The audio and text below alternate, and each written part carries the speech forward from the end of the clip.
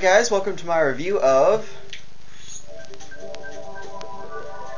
Tetris Party for WiiWare. Alright, so this game came out on WiiWare on, I believe it was October 20th. Just something I should note out first is that this game isn't going to cost you 1,200 Wii points, which is $12, and it takes about, I believe it was a little over 200 blocks, so you're going to have some money and some decent storage space left.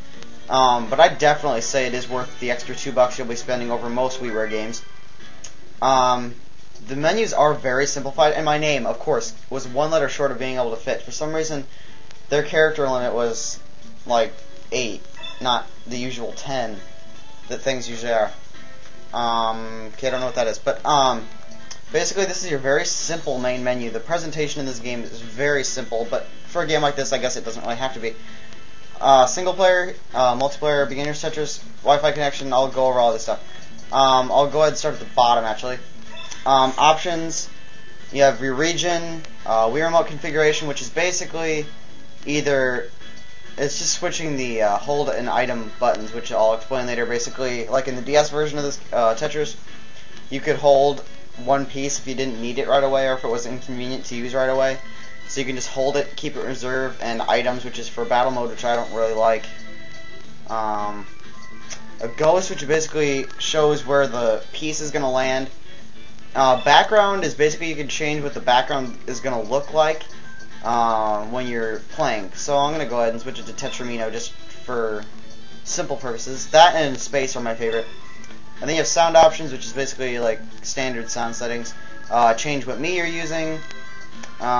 Whether you see the other person's Mii or not, stuff like that, and credits. Then you have your records, which is basically, I know it says achievements, but it's not achievements. Or is it? No, it's not. It kind of is.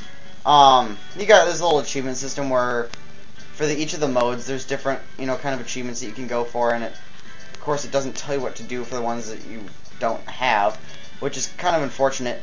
But you do have the ones that you completed, and I guess it is kind of a cool way to show and of course high scores and stuff like that. There also are online leaderboards and online verses, but I'll get to that later. Tutorial basically, just teaches you how to play Tetris. Data management, basically like deleting save data. Wii Balance Board Tetris is apparent. I don't know what exactly you do because I don't have a balance board. I didn't buy Wii Fit, and I'm not going to buy it, so I do not know what this mode is. I try to see if anybody else covered this part of the game, but I have no idea what it is. So, yeah. Wi-Fi connection. You can either, if I can connect here, there's leaderboards, online leaderboards, and online verses, which actually is really fleshed out. There's also tournaments, friend rosters. Of course, it is a friend code, so news for the game, I guess, for tournaments and stuff. And I have played a few matches. There's no lag at all, at least that I've encountered so far. It does take a little while to find someone, but I blame that on the fact that the game just came out yesterday, and I think it slipped under a lot of people's radar, as do most WiiWare games. And, a whole lot of people don't have the game yet. So I'm expecting that to pick up soon. Beginner's Tetris is basically the normal marathon mode, which is just endless, except the pieces are a little bit simpler. Instead of having 4 blocks each, they're either 1, 2, or 3 each. And you can set how hard that is and whether it's 1, 2, or 3 each. And personally, I only recommend that for complete noobs to Tetris. I probably will never play it again. I just tried it out just for the purpose of this review, but that's about it. Multiplayer, I don't have anyone with me, unfortunately, but this is basically just standard. You can play against computers as well. And you have I've noticed it says play. That means you haven't played it yet, but these are all single player modes, so I know what they are. Basically, versus battles was just a standard kind of, both are playing marathon, whoever gets the most points at the end wins. All these other modes I'll explain in the single player, so I'll just go to that. Go to single player here. You have your marathon, which is your standard endless mode, which I'll actually show the gameplay of in a minute here. Computer battle is basically battle against the computer, which again you can just go into multiplayer and set the computer, so there's 2 ways to do it. Field climber it's questionable as to how much anyone will like this. Basically, what you do is, I'll try to show it a little bit here. It's weird. So basically, you see that little guy down at the bottom, that little white guy. Basically, what you have to do is drop the pieces without landing them on him, mind you. Because that will crush him and that will make you lose. But basically, what you have to do is kind of guide him up to the top. Personally, I find this mode retarded. Now, some people I could see liking it, but quite frankly, I hate it. So we'll just exit out here. Really, it takes forever just to get the guy to the top for one stage. I guess there are people that could get crazy good at it. This is an interesting mode. I don't find it a whole lot of fun, but it is kind of fun nonetheless. I'll go to actually the first stage. Basically, what it is, there's a shadow of, a shape that you have to fill in with tetraminos. So, like here we have an apple, and basically all that gray area there, I have to fill in with the blocks. So let's just kind of set stuff in here. And like this is one of the simple blocks. It's in the beginner's mode of Tetris, the beginner's Tetris. But they do help you in this mode as they kind of help fill in the shape a little bit easier. Because the game does rate you on how well you can, stay inside the lines. You can go outside the lines. It won't fail you if you go outside the border. But like here, I'll show this.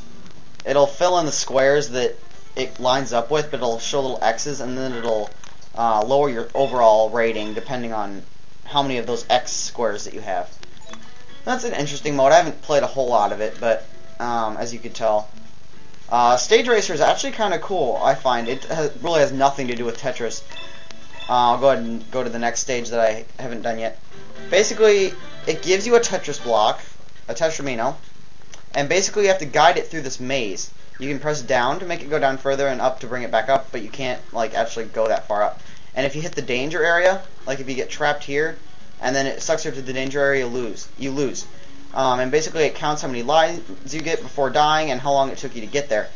So basically the challenge of that one is, getting to the end. The stages do have an end. The first stage had about 400 lines, so it does take a while, but, it is fun. It's actually probably my second favorite mode. Marathon is, of course, my favorite mode, as it's just regular Tetris. You can turn Endless Honor off. Basically, it'll end you after each level, but I'm going to go ahead and turn it on just for the sake of this review, just in case I go over the one level. So basically, you have your standard Tetris right here, with the classic Tetris song, if you can hear it. I hope you can. So yeah, really not much to say here. It's standard Tetris, filling in lines. Now, if you're not too familiar with the Tetris formula, don't worry. This game actually does a great job of introducing you to the Tetris formula. That actually a lot of Tetris games I don't find do help a lot of beginners. This is definitely a good game for beginners that haven't played Tetris yet. I will say that. And this is also good for the hardcore people because you can see how you stack up against people online. We've had options like that before, but it's been on other consoles. We haven't had any Wii options for it. So this is a nice way for, Wii owners to be able to, do that. Really, that's all there is to say. All the blocks, there are no new blocks to speak of. It's the same standard 4 blocks to a tetramino kind of thing that you've seen for the past however many years that Tetris has been long living. But yeah, this is actually a fantastic WiiWare game, and they did a very good job with this. The only complaint I have is the simple presentation. But like I said, a game like this doesn't really need extreme graphics or high presentation values or anything. But that's going to do it for this review of Tetris Party.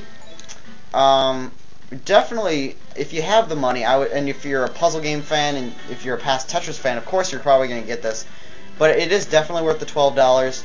The only reason I could say you wouldn't get this game is if you're a little bit questionable on how much, you want to maybe see if the WiiWare games will start going down in price, which will probably be a long time from now, if it ever even happens. I doubt it will, actually. Or if, you're not a big puzzle game fan, or if you never were.